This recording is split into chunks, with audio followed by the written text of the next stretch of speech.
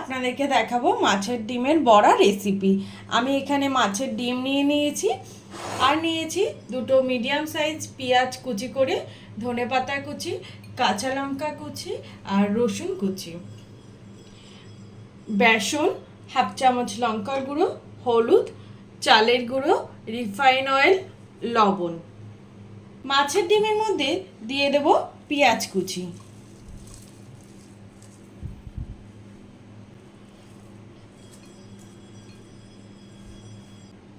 কাঁচা লঙ্কা কুচি, রসুন কুচি,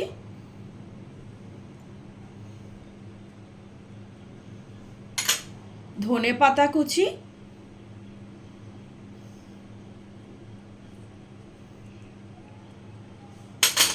দিয়ে দিচ্ছি লঙ্কার গুঁড়ো, হলুদ, লবণ পরিমাণ মতো,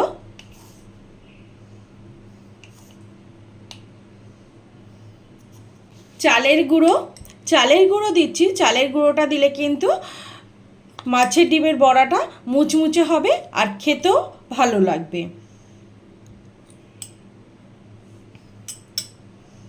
এক্ষুনি আমি বেসনটা দেব না, আগে এগুলো আমি মেখে নিই, তারপরে আমি বেসনটা দেব।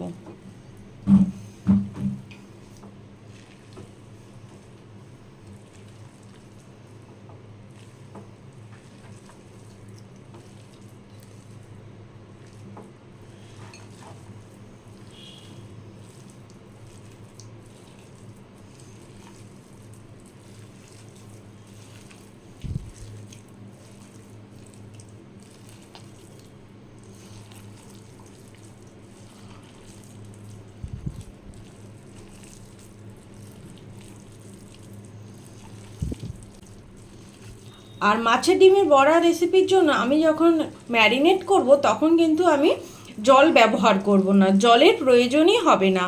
যদিও জলের প্রয়োজন হয়, প্রথমে কিন্তু আপনারা জল দেবেন না। মাছের ডিমের মধ্যে জলের পরিমাণ থাকে, আগে মেখে নেবেন এইভাবে, পরে যদি জলের প্রয়োজন হয় তাহলে অল্প করে জল দিতে পারেন। মাছের ডিমটা কিন্তু আমি মেখে নিয়েছি প্রথমে, এরপরে আমি দিয়ে দিচ্ছি বেসন, 2.5 চামচ মতো আমি বেসন দিলাম। আপনারা আপনাদের পরিমাণ মতো বেসনটা দেবেন।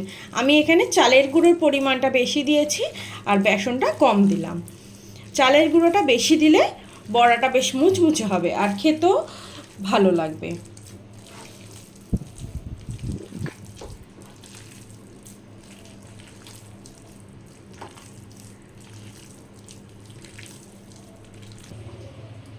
ফ্রাইং প্যানটা আমি আগেই গরম করতে বসিয়ে দিয়েছিলাম।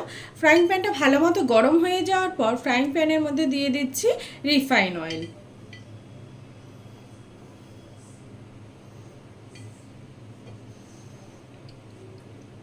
তেলটা ভালো মতো গরম হয়ে গেছে, এরপরে আমি দিয়ে দেব মাখিয়ে রাখা মাছের ডিমগুলো।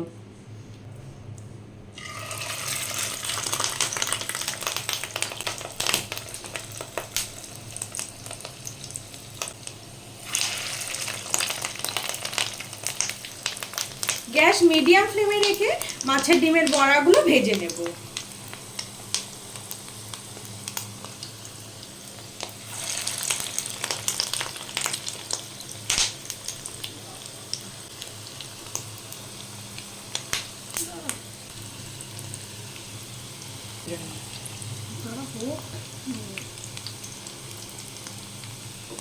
মাছের ডিমের বড়ার একটা সাইড হয়ে গেলে মাছের ডিমগুলো আস্তে করে উল্টে দেব, আর একটা সাইডও ভালো করে ভেজে নেব।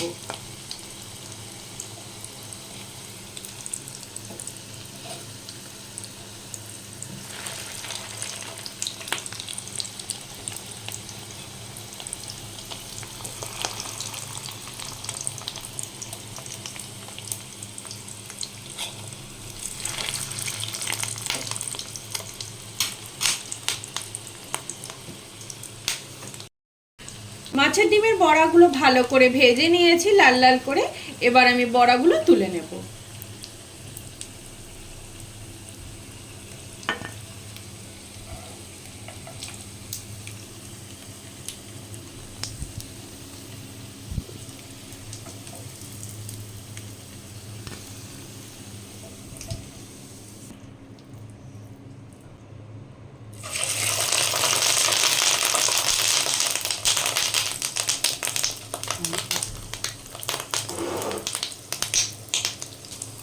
বাকি মাছের ডিমগুলো আমি ঠিক একইভাবে ভেজে নেব। মাছের ডিমের বড়া তৈরি হয়ে গেছে, এইভাবে আপনারা তৈরি করতে পারেন।